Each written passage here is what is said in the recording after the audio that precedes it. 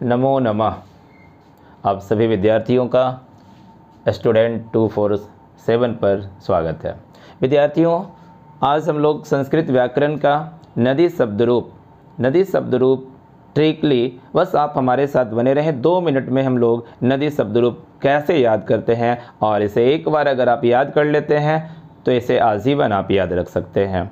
आएंगे हम लोग बात करेंगे। नदी ईकारांत स्त्रीलिंग होता है और इस शब्द रूप को याद करने की एक बड़ी समस्या होती है विद्यार्थियों। तो यहाँ आप देखेंगे प्रथमा सभी विद्यार्थी याद कर लेते हैं, प्रथमा और द्वितीय में समस्या नहीं होती है, लगभग सभी लोग इसे याद कर लेते हैं। तो प्रथमा में नदी का शब्द रूप है नदी, नद्यो, नद्य। द्वितीय में होता है यहाँ हम लोग देखेंगे द्वितीय में क्या होता है प्रथमा और द्वितीय तो सभी लोगों को याद रहता है नदीम, नद्यो, नदी। ध्यान देंगे नदीम, नद्यो, नदी।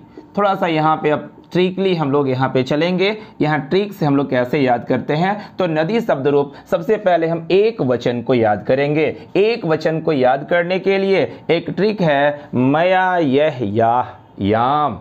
मया यह याह याम, इस शब्द का कोई मतलब तो नहीं होता है, लेकिन इस ट्रिक को आप याद रखेंगे। मेरे साथ 1-2 बार बोलेंगे मया यह याह याम, और इसी शब्द से आप देखेंगे एक वचन हमारा बन जाएगा, द्विवचन और बहुवचन। बस 1 मिनट में आप लोगों को मैं सिखा देता हूं। तो सबसे पहले यहां देखेंगे कैसे प्रथमा में नदी, नद्यो, नद्या। द्वितीय में आप यहाँ इस ट्रिक को जोड़ते चले जाएंगे। इस ट्रिक का सबसे पहला शब्द है माँ, तो नदी में जोड़ देंगे माँ, हलंत होगा। अब थोड़ा सा अपना तो दिमाग लगाना ही होगा, हलंत लगाएंगे, नदीम हो गया। अब यहाँ आगे चलेंगे, नदी शब्द रूप फिर यहाँ हम लिख देते हैं नदी, है ना। तब यहाँ थोड़ा सा समझेंगे, नदी में आप जोड़ेंगे या, समझेंगे। तो यहाँ विद्यार्थियों या जब लिखते हैं तो ध्यान देंगे यहाँ द्वितीय विभक्ति में, तृतीय विभक्ति में नद्या। तो यहाँ समझेंगे, थोड़ा सा आप सुनेंगे, इसे याद रखेंगे नद्या। नद्या हम लोग कैसे लिखते हैं नद्या, है ना। इसे आप इसका विच्छेद करेंगे तो यहाँ आप ध्यान देंगे द हलंत जोड़ या, यहाँ या लिखा हुआ है। यह शब्द का मतलब, इस शब्द का मतलब ये लिखा हुआ है आधा द और या। जब वर्ण विच्छेद आप हिंदी में पढ़ेंगे तो ये समझ में आएगा, समझेंगे। तो यहाँ पहला अक्षर आपने क्या लिखा, माँ लगा दिया तो नदीम। यहाँ नदी में न और द या आ गया तो बन गया नद्या। अब यहाँ ध्यान देंगे दूसरा अक्षर यहाँ य आपने लगा दिया। अब तीसरा अक्षर क्या बचा है, ये। तो नदी में ये नद, ये जोड़ेंगे यहाँ, तो यहाँ भी वही आपको होगा, थोड़ा सा याद रखना है नद्य। यहाँ पे भी आप देख रहे हैं, यहाँ पे भी आप ध्यान रखेंगे आधा द जोड़ ये आया है, और यह मिलकर के यह शब्द बना नद्य। अब यहाँ देखेंगे आगे यहाँ क्या बचा है, या। नद में याह जोड़ेंगे, 2 बार याह आप जोड़ते हैं तो यहाँ बनेगा नद्या। इसे याद रखेंगे, इसे 2 बार लगाना है, याह नद्या। या 2 बार लगाए। यहाँ भी क्या है, द और या मिला हुआ है, द और या मिलकर के बना है। और इसके बाद आपका बच गया याम, तो सप्तमी में क्या होता है नद्याम, नद्याम। यहाँ द, यहाँ आपका है सूत्र जो है वही सूत्र, थोड़ा सा इस हिंदी व्याकरण को आप समझेंगे। यहाँ द हलंत और याम जो है मिलकर नद्याम बना है। तो इस प्रकार से आपने देखा कि मया ये याह याम पे आधारित आपका नदी शब्द रूप का एक वचन बन गया नदी, नदीम, नद्या, नद्य, नद्या, नद्या, नद्याम। इसका उच्चारण भी आप शुद्ध रूप से करेंगे, है ना। यहाँ कुछ लोग इसे पढ़ते हैं नदी, नदीम, नधा। नधा नहीं है, द और या है, नद्या, नद्य, नद्या, नद्या, नद्याम। और ध्यान रखेंगे। अब द्विवचन में आएंगे तो द्विवचन में लगभग सारे शब्द रूप जैसा आप याद करते हैं, बालक, लता, नदी, मति, साधु, सभी में द्विवचन एक समान लगभग होता है। और तृतीया से मैंने बताया है कि 3 बार भ्याम व्याम और 3 बार भ्याम व्याम 2 बार यो यो। तो यहाँ आप ध्यान देंगे नदी शब्द रूप में 3 बार भ्याम व्याम लगाएंगे।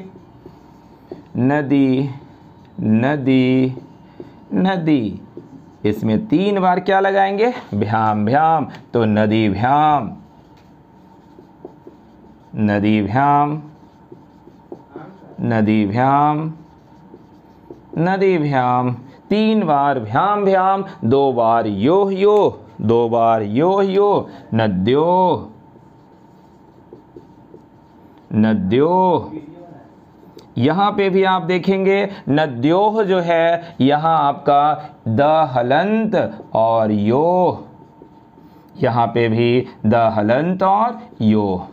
ठीक है विद्यार्थियों, तो आपने देखा कितना आसान है द्विवचन। प्रथमा और द्वितीया नद्यो नद्यो, तृतीया से लेकर सप्तमी तक में याद रखना है 3 बार भ्याम भ्याम 2 बार यो यो, 3 बार भ्याम भ्याम 2 बार यो यो। अब चलेंगे तृतीया। तृतीया में आप प्रथमा और द्वितीया नद्या नदी, ये तो आप सभी लोगों को याद है। और तृतीया में बालक शब्द रूप में ऐ होता है, बाकी सारे शब्द रूपों में भी, है ना, बाकी सारे शब्द रूप में आपको भी यहाँ लगाना है तृतीया में। तो यहाँ आप ध्यान देंगे नदी भी, यहाँ आपको भी, है ना, ये भी। उसके बाद आपको पता है 2 बार भ्यः भ्यः नामसु, भ्यः भ्यः नामसु। ठीक है,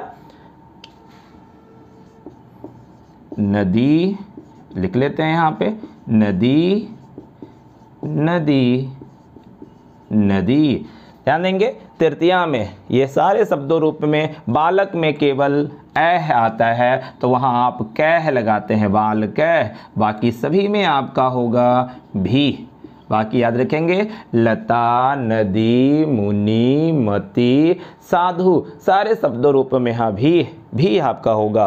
और 2 बार भ्यः भ्यः, 2 बार क्या होगा? भ्यः भ्यः नामसु। तो यहाँ ध्यान देंगे नद्या नदी नदी भी, 2 बार यहाँ भ्यः भ्यः, नदी भ्यः भ्यः भ्यः लगा देंगे, भ्यः भ्यः नदी भ्यः नदी भ्यः।